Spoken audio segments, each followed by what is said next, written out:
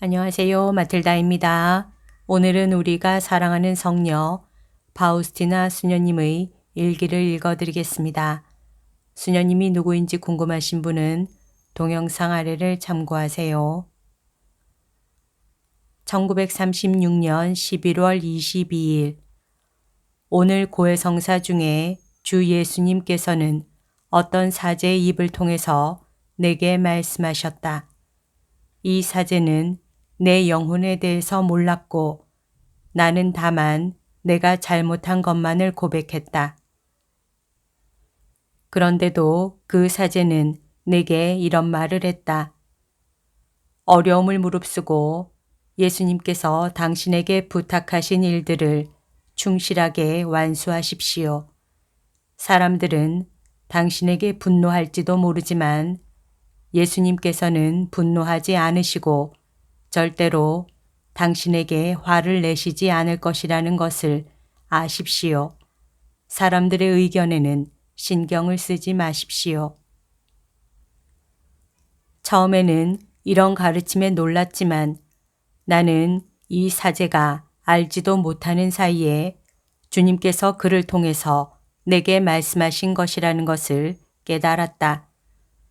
오, 거룩한 신비여, 주님 안에는 얼마나 위대한 보화들이 있습니까?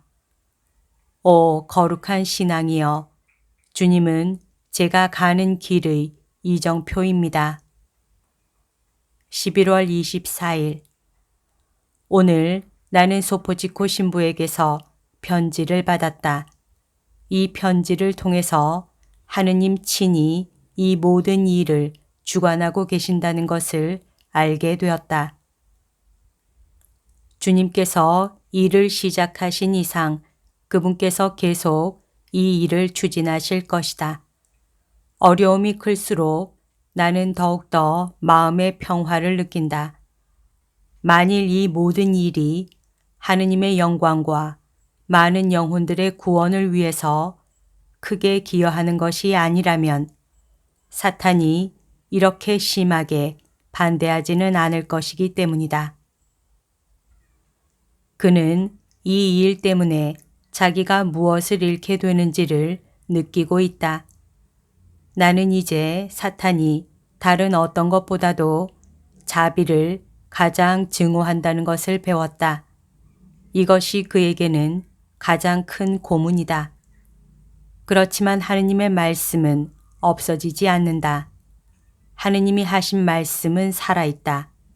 고난은 하느님의 사업을 방해하지 못하고 오히려 그것이 하느님의 일이라는 것을 보여줄 것이다.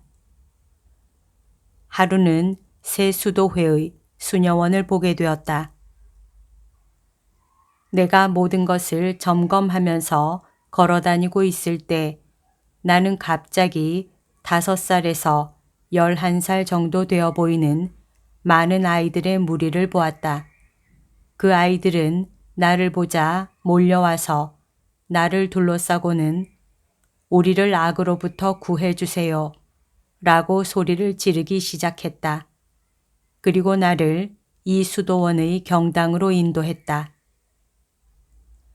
내가 경당 안으로 들어갔을 때 나는 고통스러워 하시는 주 예수님을 보았다.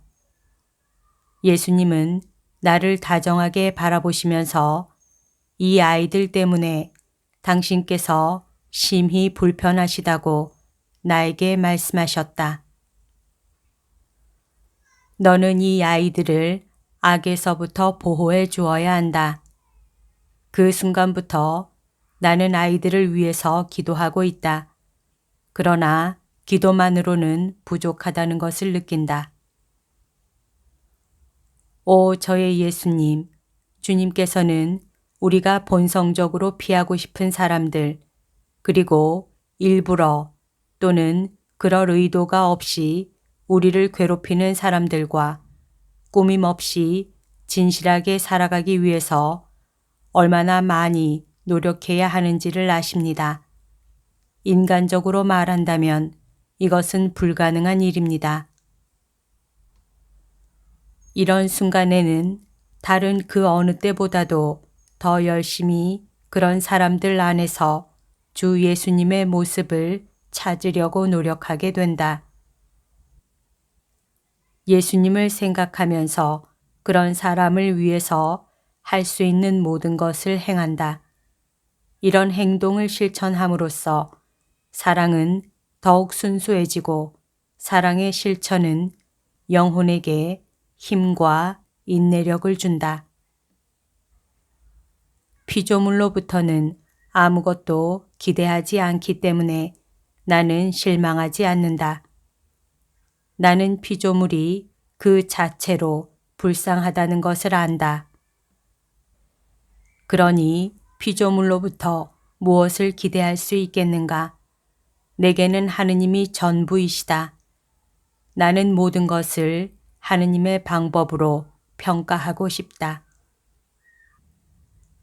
나와 주님과의 친교는 이제 순전히 영적인 것이다. 나의 영혼은 하느님의 어루만지심을 받으면서 자신을 완전히 잊어버릴 정도로 하느님 안에 완전히 흡수되어 버린다. 내 영혼은 아주 깊은 곳까지 하느님에 의해 침투되고 하느님의 아름다움 속에 완전히 잠겨들고 하느님 안에 완전히 녹아 없어진다. 나는 이것을 묘사할 수가 없다. 글을 쓸 때는 감각을 사용하기 때문이다.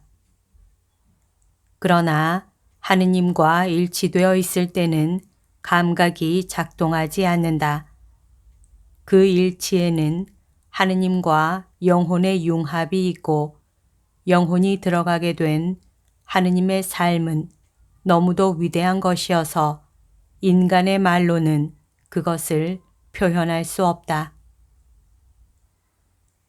영혼이 일상생활로 돌아왔을 때에는 이 지상에서의 생활이 모두 어둡고 희미하고 꿈과 같이 혼란스럽고 어린 아기의 강보와도 같다는 것을 실감하게 된다.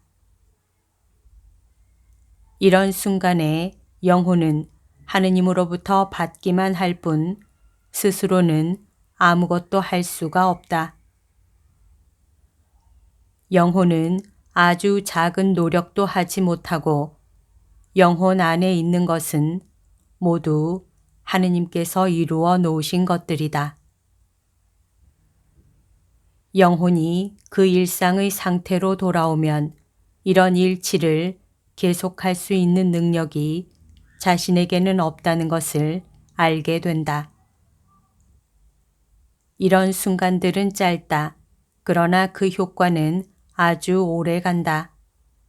영혼은 이런 상태에서 오래 머물지는 못한다. 그렇지 않으면 영혼은 자연스레 육체의 고리를 영원히 벗어나게 될 것이기 때문이다. 영혼이 그대로 있는 것은 하느님의 기적이 지탱해 주기 때문이다. 하느님께서는 마치 영혼이 당신의 유일한 즐거움의 대상인 것처럼 당신이 영혼을 얼마나 사랑하시는지를 영혼이 분명한 방법으로 깨닫도록 해 주신다. 말하자면 영혼은 이것을 아무런 가림 없이 분명하게 확인한다. 영혼은 자신의 온 힘을 다해서 하느님께로 다가가지만 마치 자신이 어린 아이인 것처럼 느낀다. 영혼은 이것이 자신의 능력에는 넘치는 일이라는 것을 안다. 그러므로 하느님께서 영혼에게로 내려오셔서 영혼을 당신에게 결합시켜 주신다. 이제 나는 침묵을 지켜야 한다. 영혼이 체험하는 것을 내가 감히 글로써 묘사할 수 없기 때문이다.